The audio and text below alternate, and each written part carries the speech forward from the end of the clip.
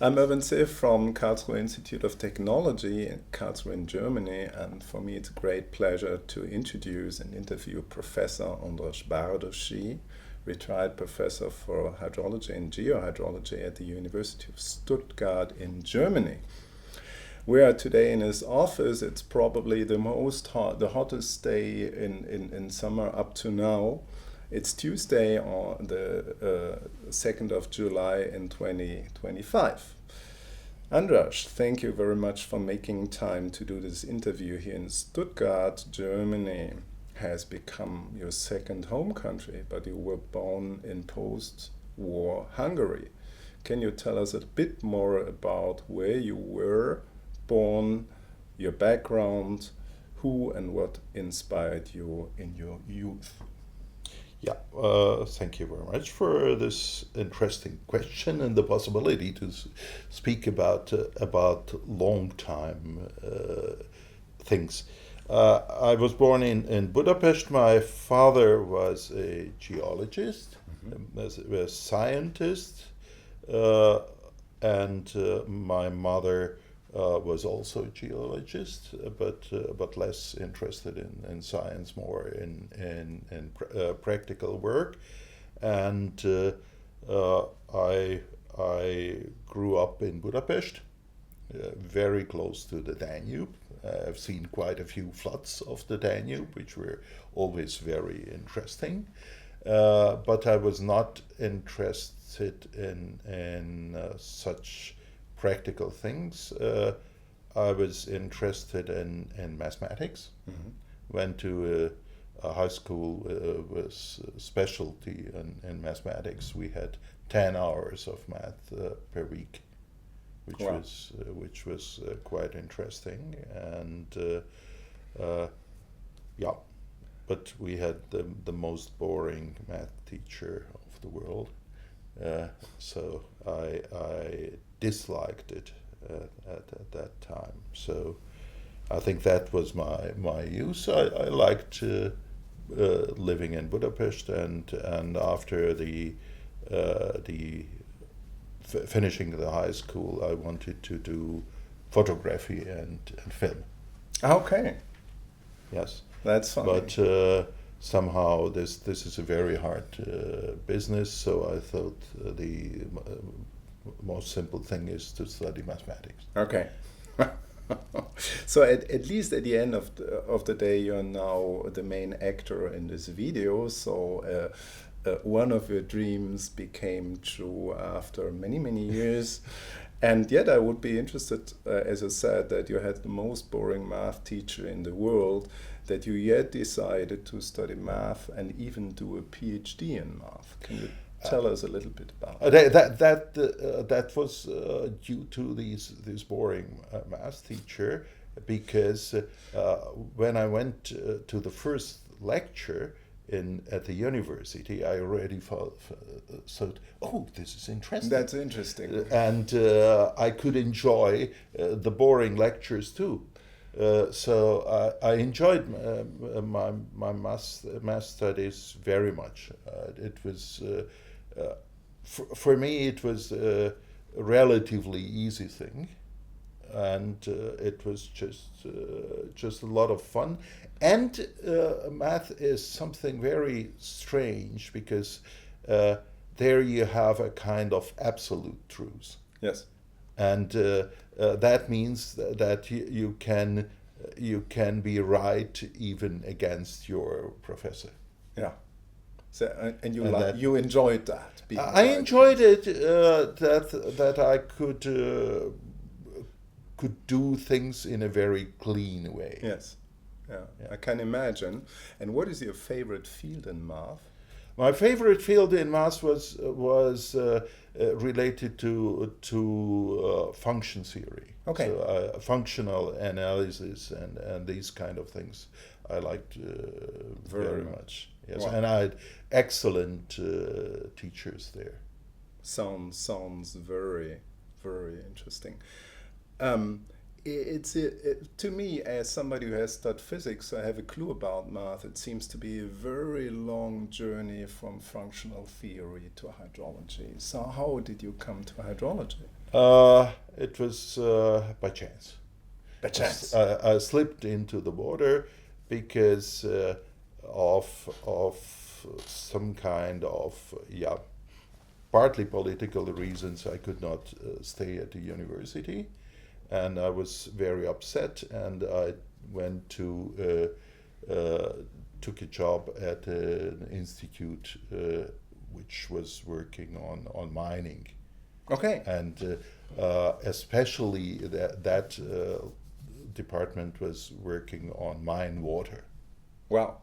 And there I started to work on water, and I found it quite interesting. Yes, that's interesting.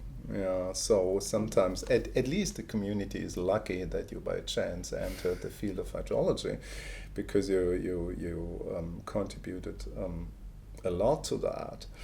And I saw that after you're completing your PhD in math, you switched a little bit back and forth between academia and consulting, and you stood in beautiful Budapest, Waterloo in Canada, Vienna, and finally came to the metropole of Karlsruhe, which is of course a fantastic city.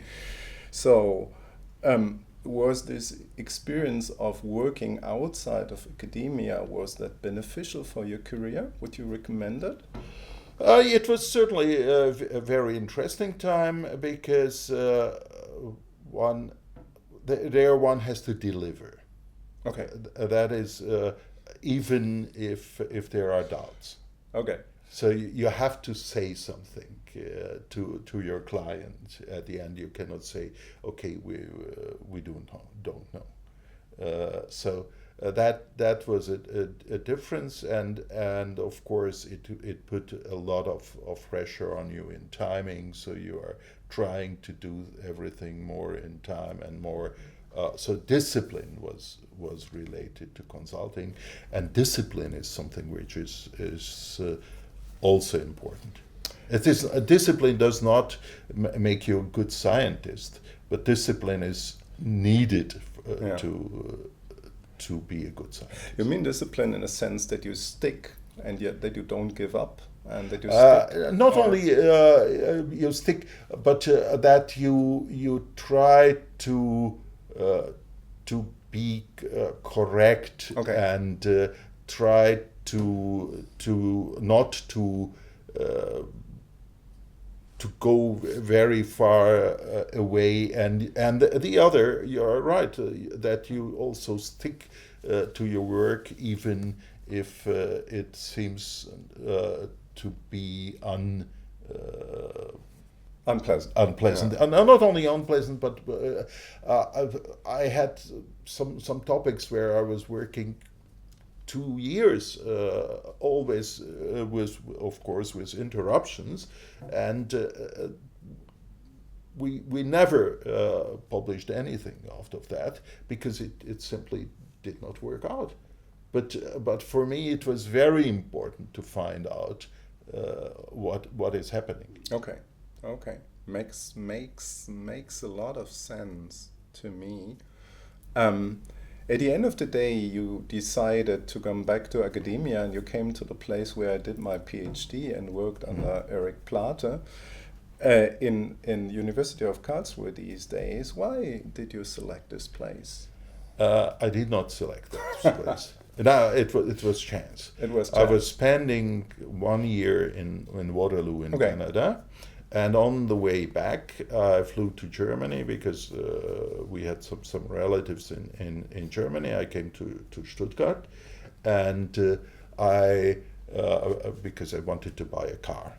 Okay. And at that time, I was spending then 3 days or 4 days in Stuttgart, and I called Erich Plate because I met him once before. I thought, okay, maybe he invites me for a small talk or something, and he immediately invited me. So I took my new car and drove to Karlsruhe, and then he was not interested in asking me for a seminar, but we were sitting together with him and Ihringer.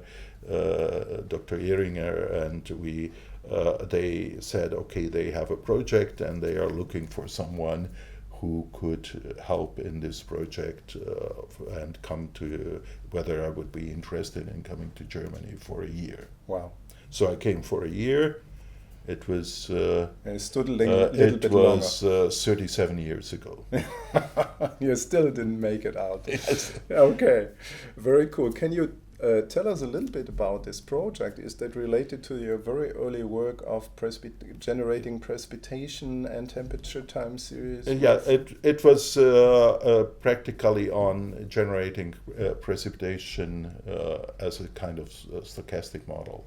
Yeah, and it was quite interesting, and it was I enjoyed it. Yeah, I think, and it somehow it triggered a little bit a research line in your career, because you have been working a lot on these issues. Yeah. The interesting thing with precipitation is that it is a kind of random process. Yes. But you have many realizations. Yeah. So practically, what we could do at that time was something what people are now doing to work with big data. Yeah.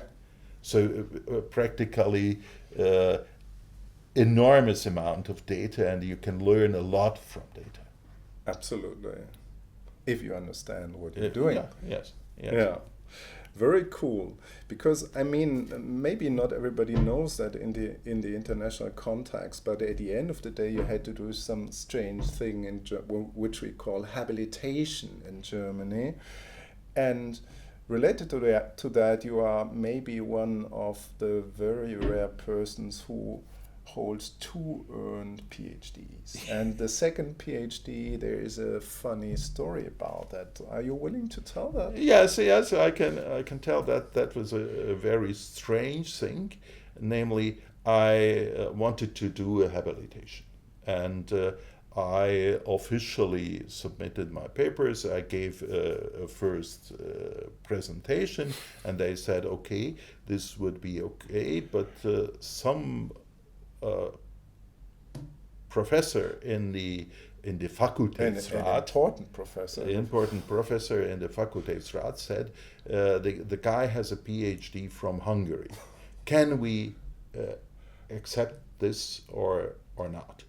And if you ask a question where people do not know the answer, then they don't answer, and say, okay, we have to ask someone.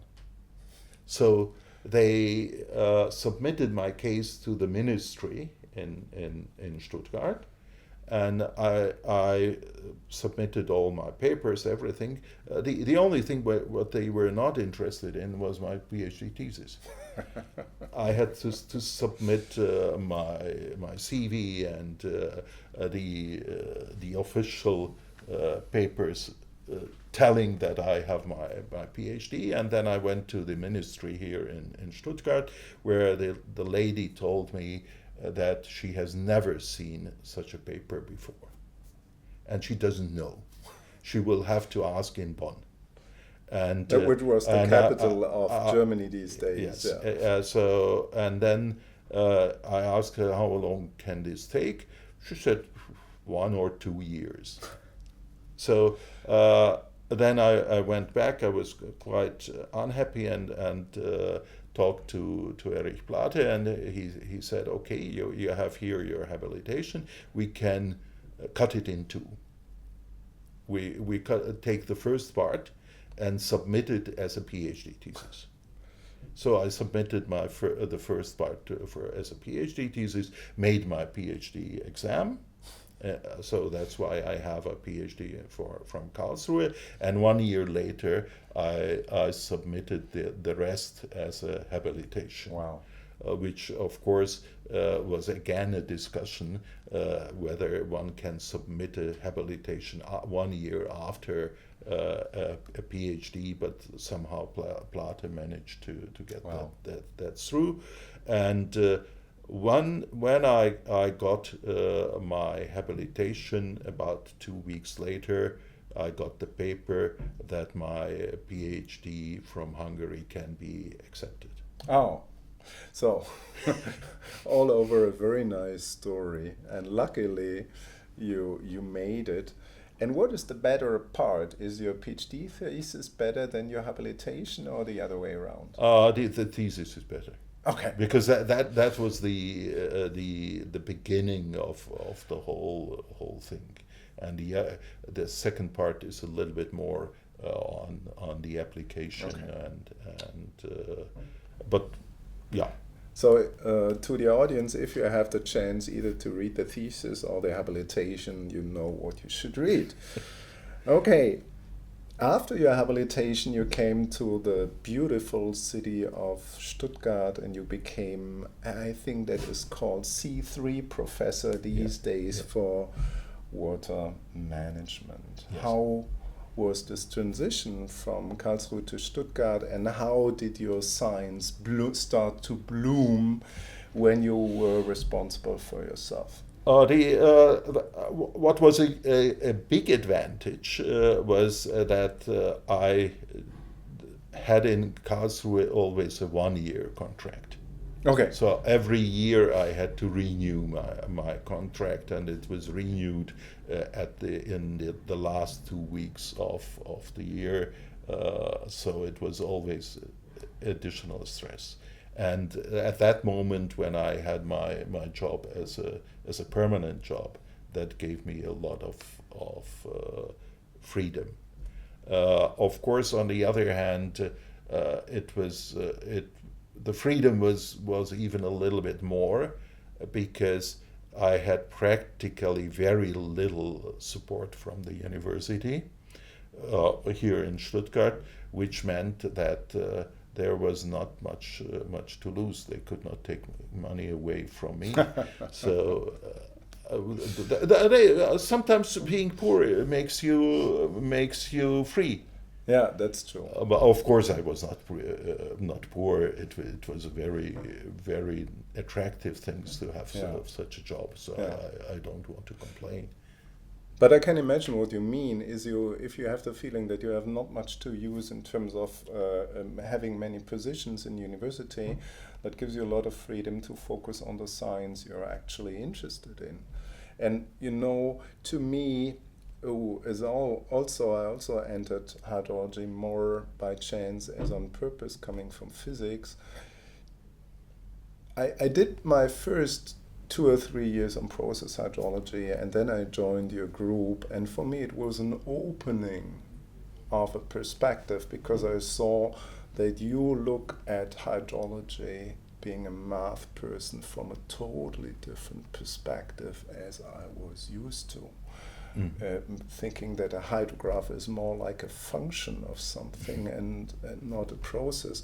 And I saw that you did so many cool things and with new methods, working into the area of using fuzzy methods in hydrology, using set theory and all these things. So to me, you're something like the godfather of AI or using data-based methods in hydrology. So can you comment a little bit on this journey, because I think it is very exceptional. Of course, I'm happy to hear that you enjoyed that. You paid me 20 euros to say that, so. It was a cheap thing. So but I was raised in mathematics with doubts. mathematics is a science of doubts. You cannot trust anything. Yeah. And you have to go back and look at the details. And that is what I tried to do. That I do not believe every equation what the people did. I want to see whether the data are supporting that. Yeah.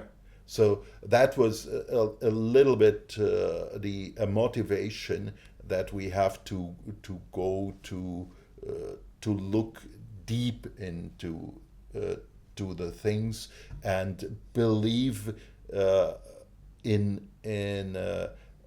only very simple or very basic physical things like mass or energy conservation, but we do not necessarily believe empirical formulas unless we really try to verify them. Yeah. And that brought me to analyze more and more data. Yeah. I still remember when I was in your group that you had quite a little bit of outreach with your fuzzy methods. I think you developed a fuzzy rule-based Herzschrittmacher, I don't know the English word, to operate the heart. Yeah. I know that you have been collaborating with some trusts in the UK to predict how the stock market is evolving. Yeah. Why did you, having so many perspectives to quit hydrology and go to medicine or going to economics, why did you stay in hydrology? I had once an offer to go to a medical school in France, and I was quite hesitating because I love Paris. But on the other hand, my job here was also very interesting, so I enjoyed it very much. So it was maybe the easiest decision, but what was this? These external projects, I learned a lot. I can imagine. It was very interesting to work with medical doctors and to see that they have a very similar thing. If you have a problem with your heart rate and you have this Herzschrittmacher. Yeah. I don't know. I don't remember the English word. So that's forecasting. That's forecasting, and it's very interesting because it's a different forecasting than in flood forecasting, because there you have less than 1 second of time to decide when you give the next signal. Okay. So that was a big challenge, and on the other hand, on the stock market, you have a very different thing, because there you have to be better than flipping a coin. Flipping a coin. So practically, if your forecasts are good in 52% of the time, you're winning. But if your heart is not working properly 50% of the or 40% of the time, then that is a very big problem. So it is very interesting to see how what is forecasting for. So the objectives were pretty. The what objectives success means is pretty different. It's pretty different. And even in hydrology, your forecasting can be very, very, very different. If you are forecasting water for a hydropower plant, then certainly it is the main part of the distribution which is interesting, because if you have a flood, you cannot let it through the turbines. And if you have not enough water, then you have not enough water. but there you have a different perspective than if you do flood forecasting. Sure. So it's you have to know always why you are doing what you are doing.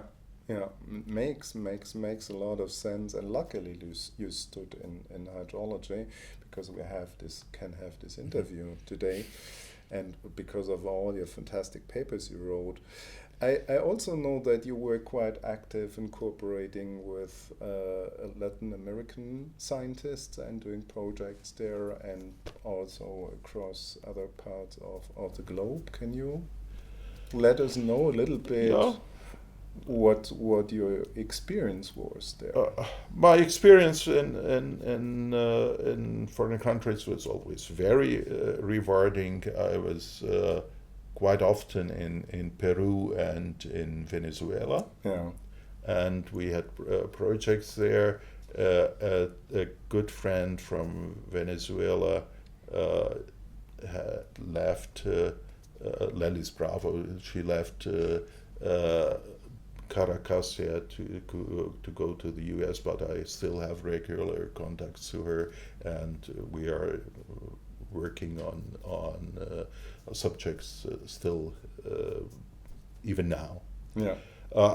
I think I had more contacts in South Africa. Yeah. With Geoff Begram, which was a wonderful time. I enjoyed it very much. We had a great cooperation, and I think it brought me a lot.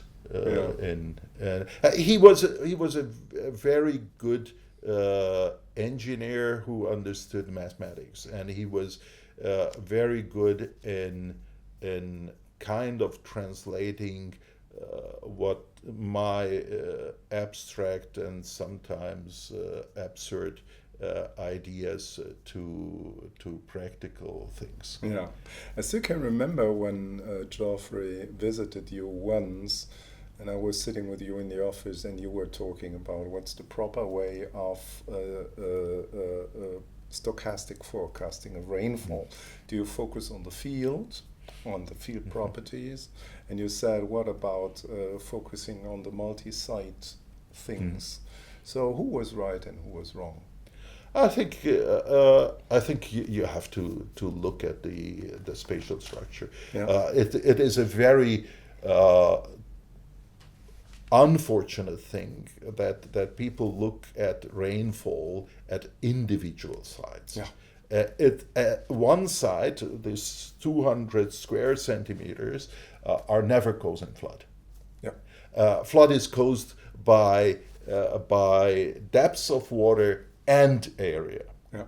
So neglecting the area would be a big problem, and usually engineering practice is doing that. They take the point statistics and they take some kind of reduction factors according to the size of the area, and this is absolutely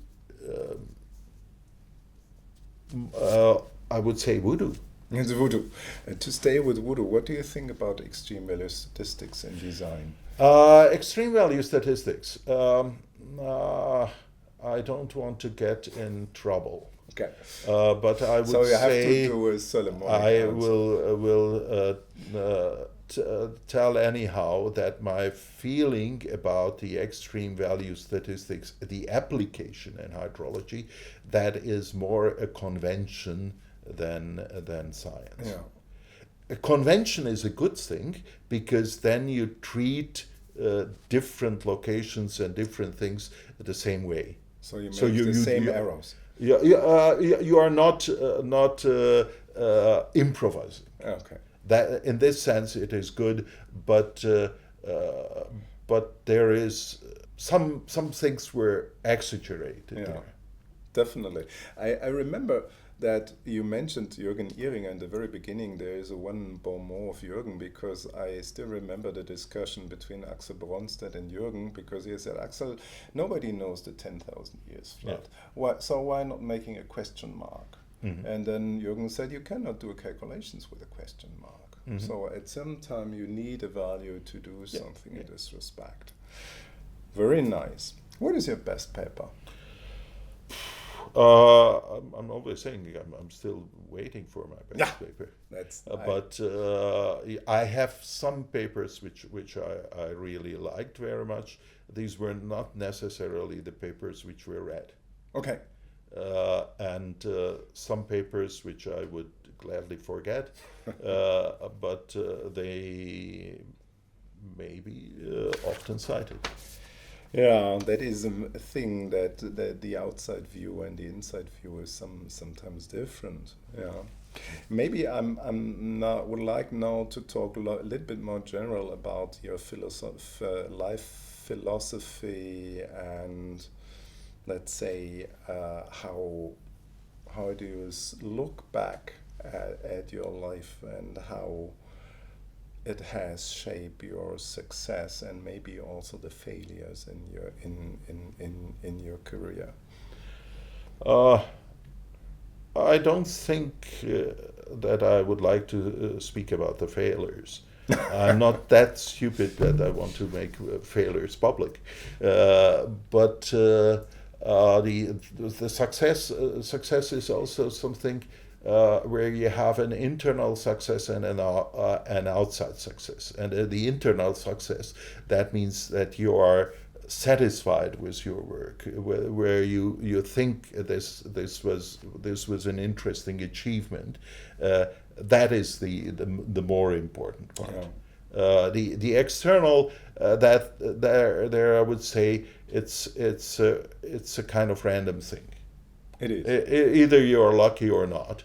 It might be that you think that you make something very good and nobody recognizes it.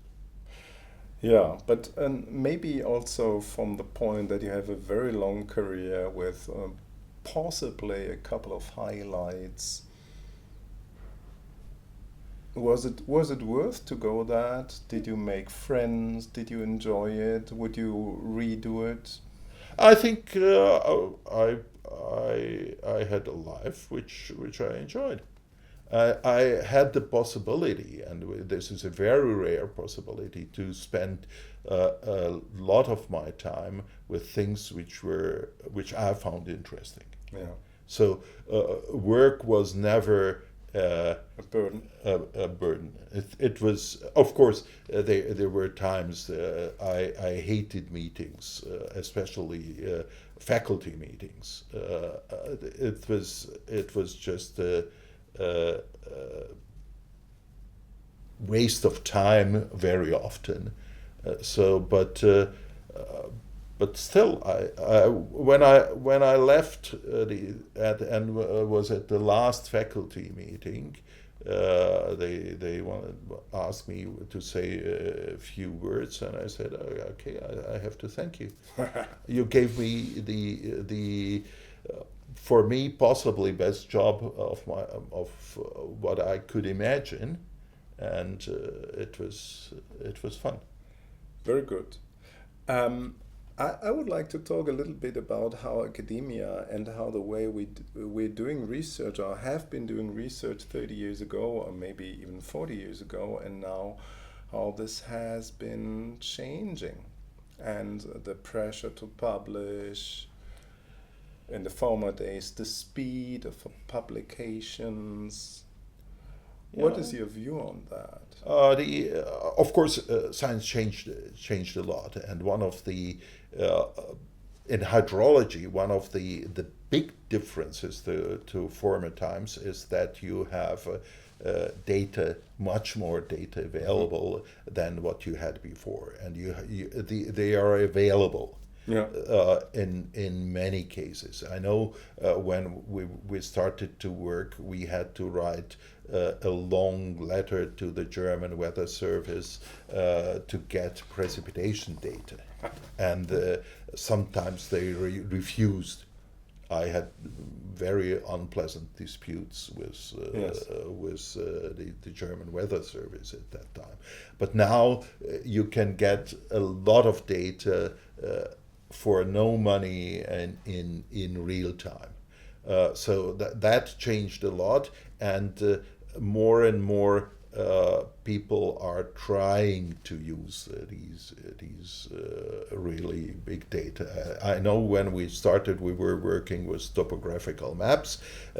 Now you have digital terrain models with an accuracy of a few centimeters. Yeah. So it is the data availability is absolutely changing. This is also very good because this helps you to verify or falsify many hypotheses. Okay. So, and in this context, how do you rank the advent of machine learning and AI methods? Machine learning and AI methods are certainly something very interesting because they can process a lot of data. Mm-hmm. So that is very good, but they have their limitations, and I think this present boom is more the increasing part of this, which will certainly come with some kind of disillusion. Yes. After a certain time. It is in hydrology. People were doing some neural networks already in the late 80s, beginning of the 90s. So we also did some neural networks at that time, and I know quite a few people who worked on that. Then it went down, and now it is back again. It's very similar to the use of Kalman filter. Yes. Kalman filter was absolutely in the 80s. Everybody was doing Kalman filter for forecasting, for data for groundwater modeling, for everything. And then it disappeared, and then it came back in the beginning of the 2000s. And now it is again in going back. So we kind of refined the same methods, and I think this will be also something which with AI. The time and of course the opportunity is not here to say more details on my opinion on the AI, but maybe sometimes at conferences. At conferences or reading yes. the most recent papers on that. Yes. Yeah. Okay. As a scientist, you were very much dedicated to publishing as an author, but also as one of the main editors of a leading journal in hydrology over many, many, many years. How do you see the future of journal publications? Before we speak about the future, we first have to speak about the past. Yeah. And the past, at least in Germany, there was absolutely no pressure to publish. Yes. In fact, even as a PhD, you were not allowed to publish as a PhD student. Yeah. But the publications were at that time so to bring ideas and results to the public which were interesting. So you were publishing because you had something to say. Yes. Unfortunately, this changed due to two different things. For one of the things is that many universities require a certain number of publications to get a PhD thesis, and the other that the cowardice of university administration, that they are not willing to say something is good or bad. Instead of that, it is much easier to count the number of publications and the number of citations and make that as a kind of value, which is unfortunately not the case. You can publish, for example, something which was wrong and later recognized, and because of that it was cited very often, but no administrative person will ever recognize that this paper was cited because of so many recognizing that it was wrong. And the other is that we have this this counting. Practically it's kind of our world of economy. We look at how much money somebody brings, how many papers, and how many citations one has, and this brought in so much manipulation. Yeah. So people are putting 30 names on a publication as authors, and citing what you can see very clearly in the trends. The number of authors increased in the last 30 years at least by a factor of 3. The number of cited references increased in a similar way. So practically, this is a result of this what people are expecting from you. Yeah. So what could you? I mean, I can imagine that the young people watching this video, that they say, you're the big shots. For you, it's easy to say we publish too much. Because they are in the beginning of their career. They have no choice. They have to stick to the rules. So what is our obligation as, let's say, the guys at the forefront, or the mature guys? How should we try to change the system to avoid that the publish or perish system gets unstable? Because we are all busy with writing and nobody reads anymore. Yeah. Yes, and the other thing is, unfortunately, very often, partly premature or even wrong results are published. I remember I had already relatively long time ago, I contacted a very famous hydrologist, whose name I'm not giving, and asked him to send me the code of something what he used, because I was interested in applying that, and I got the surprising answer: unfortunately, I cannot send you the code because it is not working. And what we published was more speculation, and this is something which is hurting our publications. Yes. Science should be something clean, and it's very important that what is published is quality control. Yes. And we lose a little bit this quality control, and we cannot really believe everything what is published. Absolutely.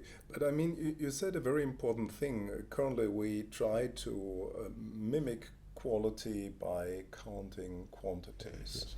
So if you would be, which is very unlucky, a politician, and you had to decide how do we have to reshape the KPI at universities to release this pressure in publishing many things, what would you do? How would you change the system? I would, first of all, I would base things on trust. Okay. That means if you appoint a professor, then you should be very careful in selecting, mm-hmm. and from that time you can trust. Mm-hmm. And you should trust, and you should not do every 3 or 5 years a re-evaluation. You should give the person the time, and because now you have to publish very quickly, so you are not doing things which require a long time. Yeah.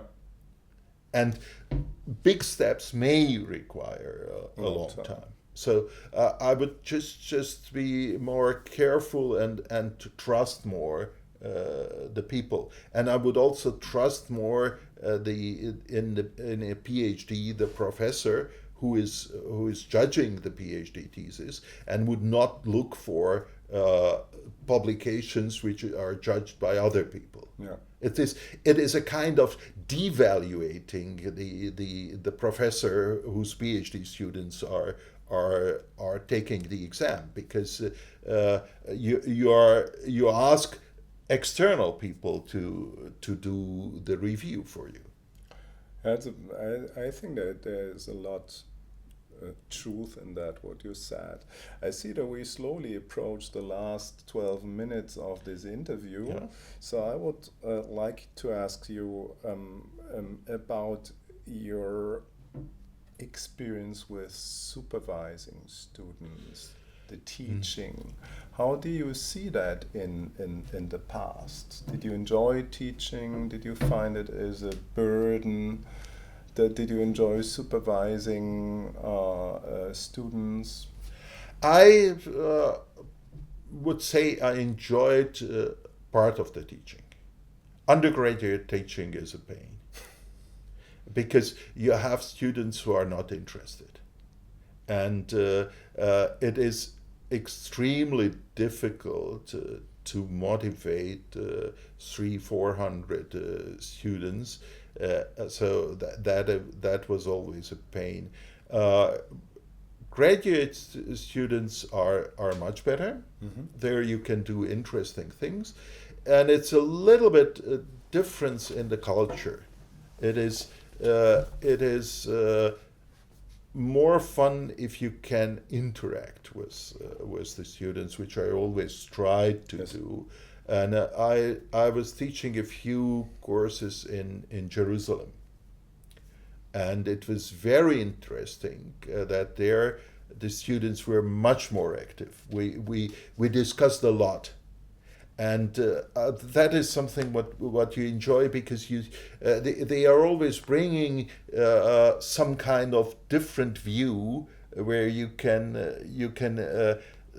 see or help them to see things in a maybe in a different way, maybe deeper, and that is what I missed a little bit. I think the German students are far too disciplined. Okay. Not the undergraduate students. So that is a very important message. Be more critical to your teachers. Yeah, but I wanted to say something about the PhD students. For the PhD students, it was always a very important thing whom you select as a PhD student.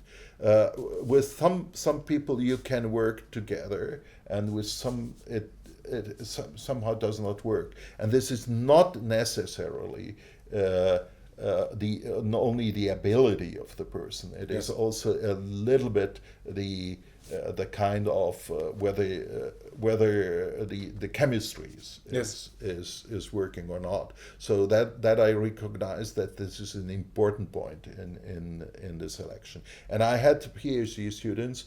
One of them, maybe the extreme case was Hundija from Ethiopia, who is now working in Sweden. I don't think that I spoke to him very much and very often. When he came, we sat down here, and in 10 minutes we were done. But those 10 minutes had contents. Yeah. And it was very clear that he understood what I wanted, and I understood what his problems were. Yeah, and there were students where it took hours to get things through. So, yeah. But they were not worse then. But they were just handling things in a different way. So every PhD student was an individual. Okay. And I mean, just to come back to the future of hydrological teaching, these days, at least I experienced that some of the students do their reports, which you shouldn't do, with AI, so using large language models, and then even not just using the text, but copying the references without reading, even being not aware that ChatGPT sometimes is inventing references which don't exist. So how do you see that in these days in universities? It is a serious problem for thesis. Yeah.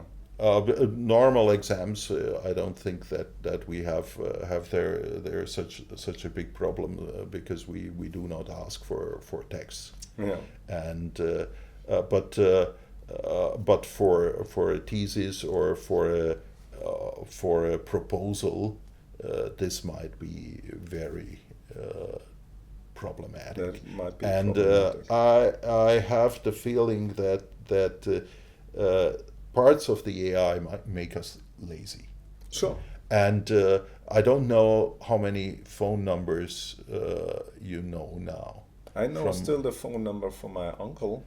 Yes, Yeah. but there are not too many. Not too so- many of today. Yes, I so would- so practically, and people cannot read really maps because they use navigation systems. So we are getting more and more lazy in this sense, and becoming lazy is not good. It's not only in your work, but in general. It's in your You should brain. use your brain. Sometimes else it becomes rusty. Yeah, yeah. Who helped you in using your brain in your career? Which kind of support did you get from your friends and from your family? I would say that one person whom I wanted to mention, and now I have the opportunity, is Lucien Duckstein. Lucien was an excellent person who could ask very good questions and who could understand the things quickly, whether it was going in a different way or not, whether it was had a chance for to success. So he was practically one basic person in my early career. Yeah. And I think everybody who has a person like that, so who can motivate, who can understand, and who's taking the time, is very important. Yeah, yeah. Yeah, I still remember that we had Lucien Duckstein when we were in this graduate school of ecological Wasserwirtschaft, and he was a very sharp-minded, very kind guy, but also a very charming person. Yes. I think. Yes. Yeah. Yes. And I mean, at the end of the day, you received quite a number of prestigious awards, among those the Darcy Medal from the European Union. How surprised were you that you got these prizes? In fact, the Darcy Medal was a very strange thing for me. It was I got a letter from the president of the EGU at that time. No, it was EGU. It was already. It was still EGU. Yes. Already. Because before that it was EGS. Yeah. So EGU, and I had it here, and I thought again somebody asking, you should vote, and I nearly dropped the letter immediately in the bin, but then I said, okay, better open it, and that was so it was a very big surprise. I never thought that this would happen, and so it was great. It was a fantastic feeling, and when did you do your last calculations for the talk? About a 2 minutes before? few hours before that. yes. I always, and I think because then you, if you do things immediately before you present it, then you are deeply in it. And then that means that you can talk about it as you do the thinking. But you have to have a certain amount of stress resistance to do that. It was never such a big stress. The stress was only when for example, it happened that my computer did not work anymore, and then you have to. You have to steal a computer from somebody else to complete the work. I was in Australia once for a sabbatical, and there my computer got. There was some kind of low, I think, because of a storm, and then I had to get a new computer, but there was no compiler, Fortran compiler, and that's why I had to learn Python. So you learned that. That can be good. That can be positive as well. Yes, that's a cool story.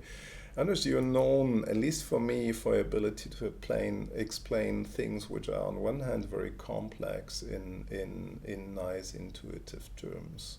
So do you have a nice intuitive message for the people outside, the famous last words of this interview?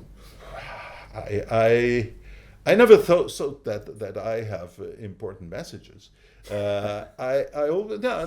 My message was always based on facts, and as I don't know the future, I cannot base my quotation marks wisdom on that. But of course, what I can say, you have to be open and try to enjoy and be interested in what you are doing, and not why, in a sense, why that you want to have a PhD within 3 years.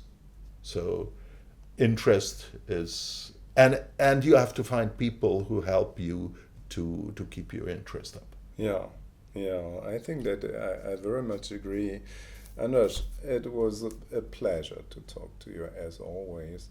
And I know you're retired, but that doesn't mean that you always stay in your garden and you cut the roses. I know that you're still doing a lot of science, so I'm looking forward to a lot of interesting papers, even the best paper you're supposed to write. And I'm looking forward to a lot of discussions in the projects we have together. Thank you very much for your time and for this interview. Thank you very much for your questions, and thank you for this opportunity.